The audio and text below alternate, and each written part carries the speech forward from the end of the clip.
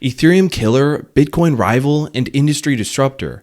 These three phrases are frequently used to describe the Solana blockchain. But does Solana have the potential to dethrone Ethereum and take over the DeFi sector? On today's CoinMarketCap episode, we will discover just that. We're going to dive deeper into the Solana and Ethereum differences, similarities, and the problems they solve.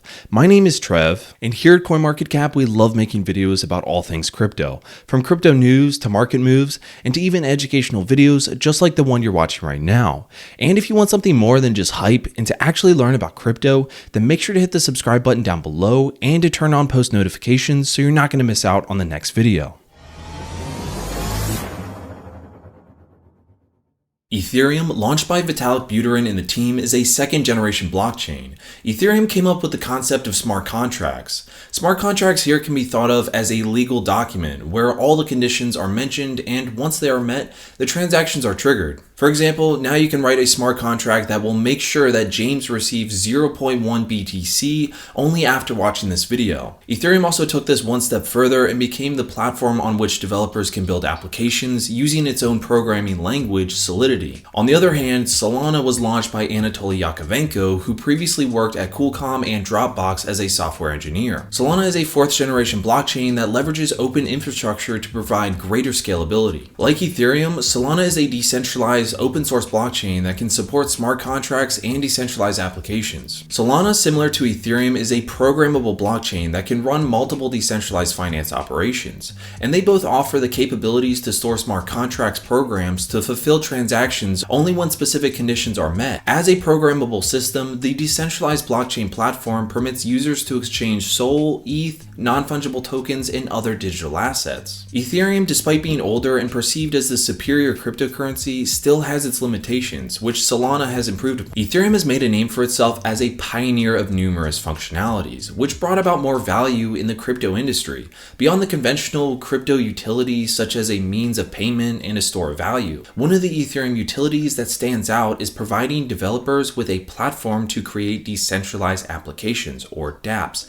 and smart contracts. But these functionalities are not confined to the Ethereum network. Solana has the same utilities. It enables developers to create dApps and smart contracts at a faster rate and cheaper cost. It's not surprising that Solana has joined the Cardano, Terra, Polkadot, Binance Smart Chain, and more in the Ethereum Killers League. This means that Solana could eventually overtake Ethereum and replace it altogether. But how likely is this scenario? As always, the most important factors coming into play when determining the best option are transaction speeds and costs. Solana can carry out up to 50,000 transactions per second. Yes, you heard me right. It is in the orders of magnitude more than Ethereum's 30 transactions per second.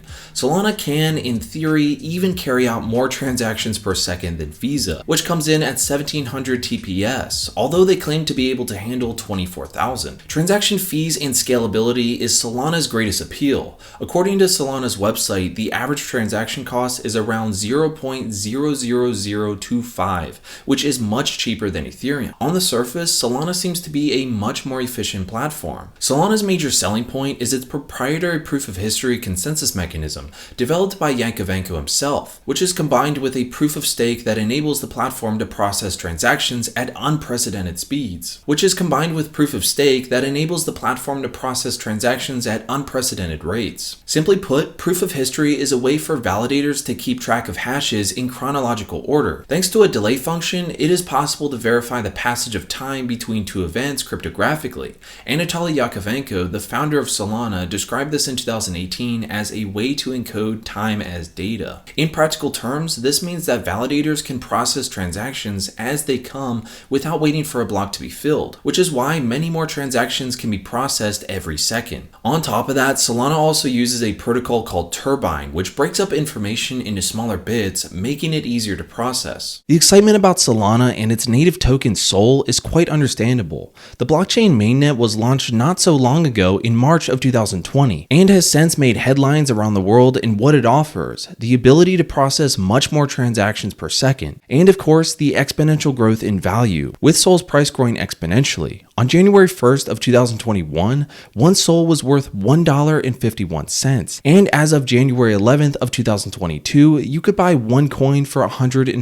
Solana's market capitalization grew from $85.8 million at the beginning of 2021 to $43 billion by January of 2022. Meanwhile, Ethereum launched in 2015 and is already considered an industry veteran with a robust ecosystem and substantial developer activity. As of January 11th of 2022, its market cap is at $370 billion, coming right behind the OG, Bitcoin, and one ETH is worth $3,200. So what's the difference between these two blockchains, and how is it possible for a newcomer in such a short space of time to challenge the throne of the blockchain familiar to most developers and the crypto world in general? So Ethereum, on the other hand, is not a good performer when it comes to transaction/gas fees. Ethereum gas fees reached as high as $60 in mid-May of 2021.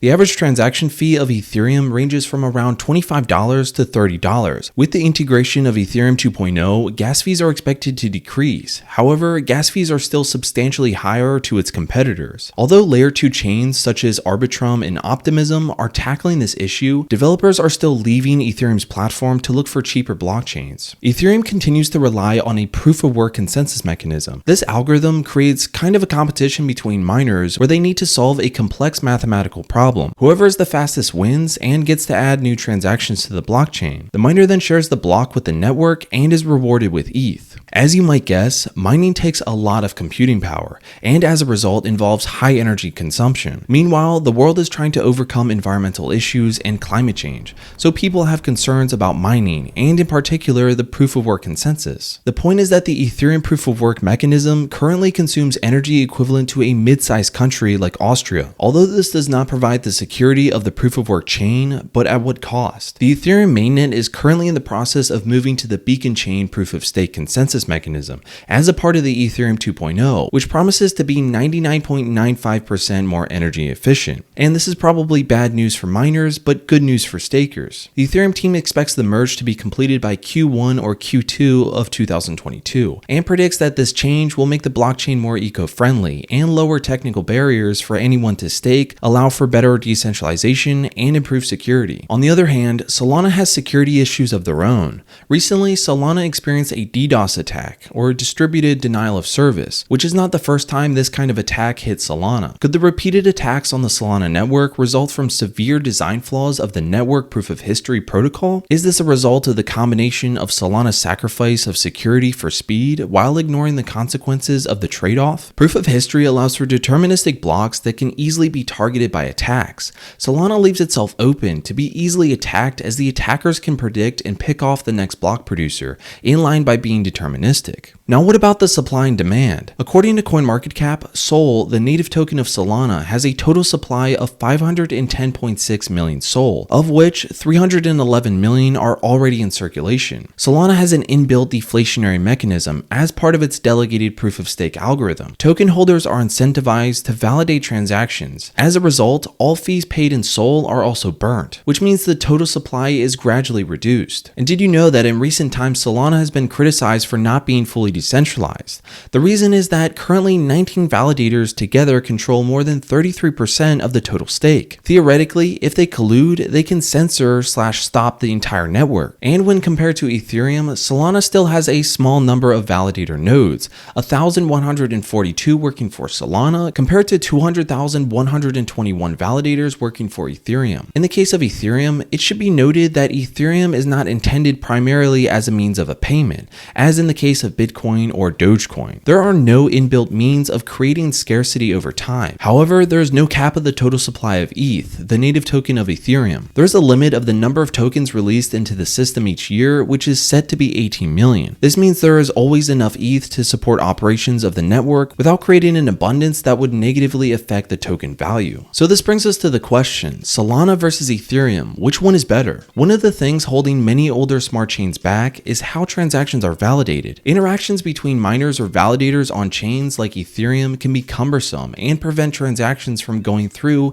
in high volumes required by most DeFi projects. Solana's consensus mechanism with its cryptographic time stamping may well have solved this issue, and if it can actually hit 65,000 transactions a second, it would be faster than any other blockchain and faster than most traditional finance platforms. Simply put, Solana is better for low transaction fees and speedy transfers, while Ethereum is better for security and decentralization. However, Ethereum currently has more adoption and use cases. While the speed and low transaction costs for Solana are there, it does come with a price, as the recent DDoS attacks have shown. Another metric to look into is the total value locked in protocols on each blockchain. According to DeFi Llama, the total value locked for Ethereum comes up to over 145 billion, while Solana is at 9.59 billion. On the surface, this means investors and whales are locking up more funds on Ethereum dApps. If it can catch up to Ethereum in terms of network capabilities, users and investors may shift their attention to Solana. So that's all for today's CoinMarketCap episode, and now I pass the question on to you guys, Ethereum or Solana? Let us know in the comment section down below. Anyways guys, we'll see you in the next one.